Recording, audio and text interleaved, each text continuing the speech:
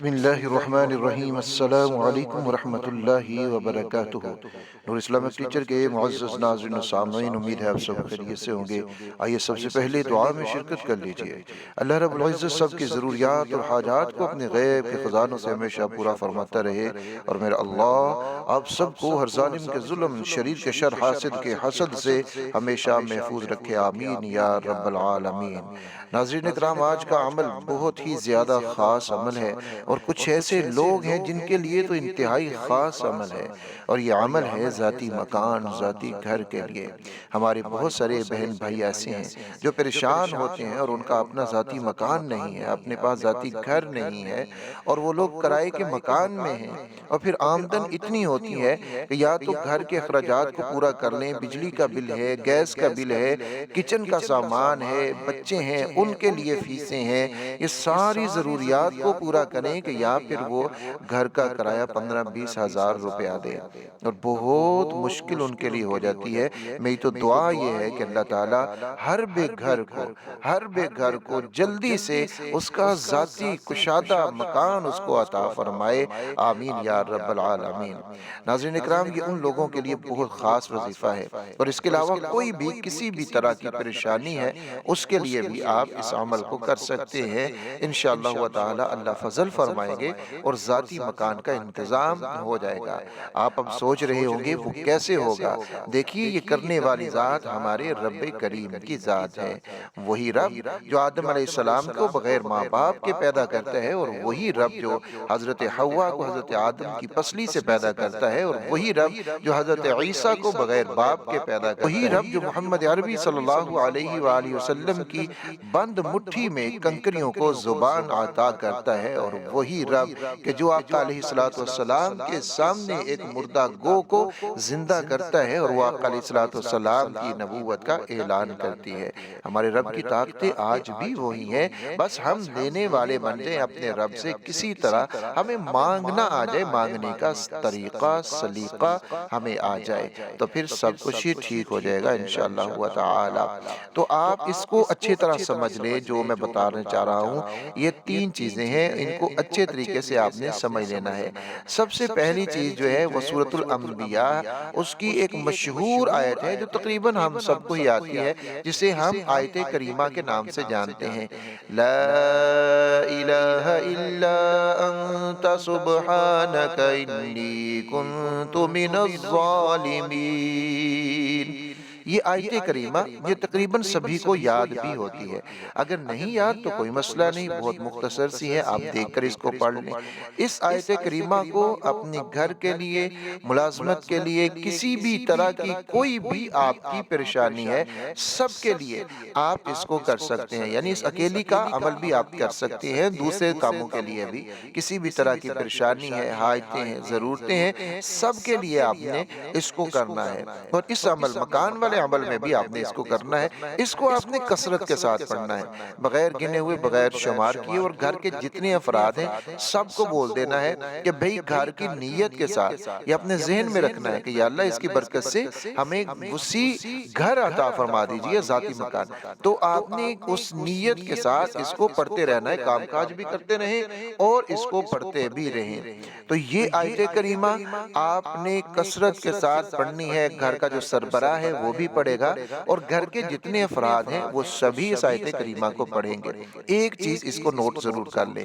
دوسری چیز کیا ہے؟ دوسری چیز یہ ہے کہ آپ لوگوں نے جو وضو کے درمیان کی دعا ہے اس کو یاد کر لینا ہے، مختصر ہے، آسان ہے، یاد ہو جاتی ہے۔ اللہم اغفر لی ذنبی ووسع لی فی داری وبارک لی فی رزقی۔ یہ دیکھیں مختصر سی دعا،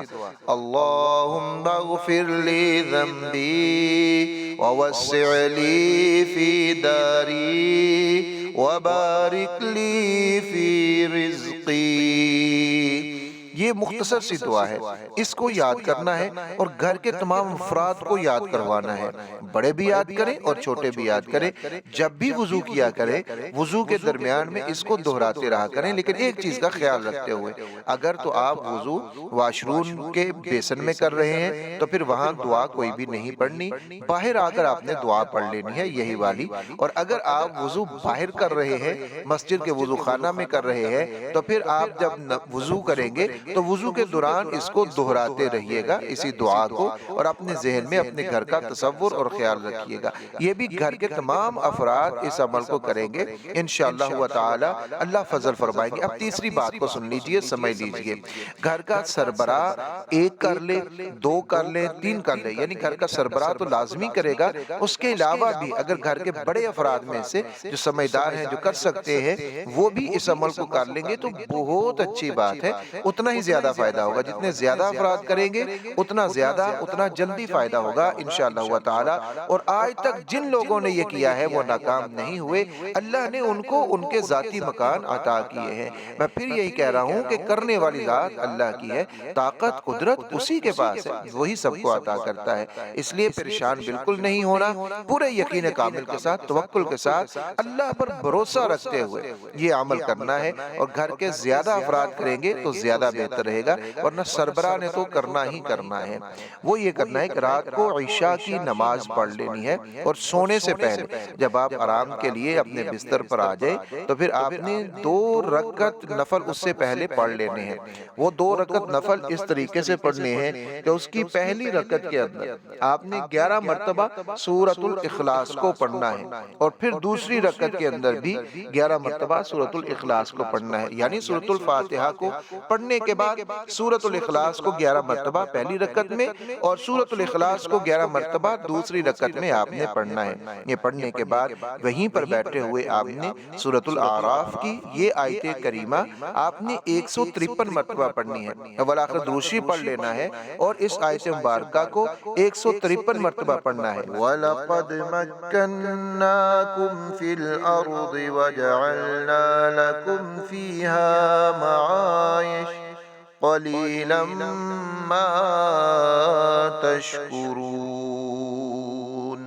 یہ سورۃ الاعراف کی آیت ہے، اس کو آپ نے 153 مرتبہ پڑھنا ہے، اور پھر پڑھ کے آپ نے خوب رو کر گڑ گڑا کر اللہ رب العزت سے اپنے لیے سوال کرنا ہے، عاجزی انکساری کے ساتھ، یقین کامل کے ساتھ، توکل رکھتے ہوئے، اللہ کی قدرتوں کو سامنے رکھتے ہوئے، اور اس یقین کے ساتھ کہ میں یہ عمل کر رہا ہوں تو مجھے اس عمل میں کامیابی ہوگی، اور میرا اللہ مجھے وہ عطا فرمائے گا جو میں چاہتا ہوں، جو میری ضرورت ہے میرا اللہ وہ مجھے ضرور عطا فرمائے گا۔ اس یقین کامل کے ساتھ آپ نے اس عمل کو کر لینا ہے، اور جب آپ اس عمل کو کریں گے انشاءاللہ تعالی چند دنوں کے اندر یہ جو تینوں چیزیں میں نے بتائی ہیں، ایک آیت کریمہ کی کثرت، وضو کے درمیان کی دعا، اور سورۃ الاعراف کی یہ آیت مبارکہ، آپ نے ان کو تینوں کو کرنا ہے اور پوری اہتمام کے ساتھ کرنا ہے۔ انشاءاللہ تعالی چند دنوں کے اندر دیکھیں گے کہ اللہ رب العزت کا خاص فضل کرم ہوا،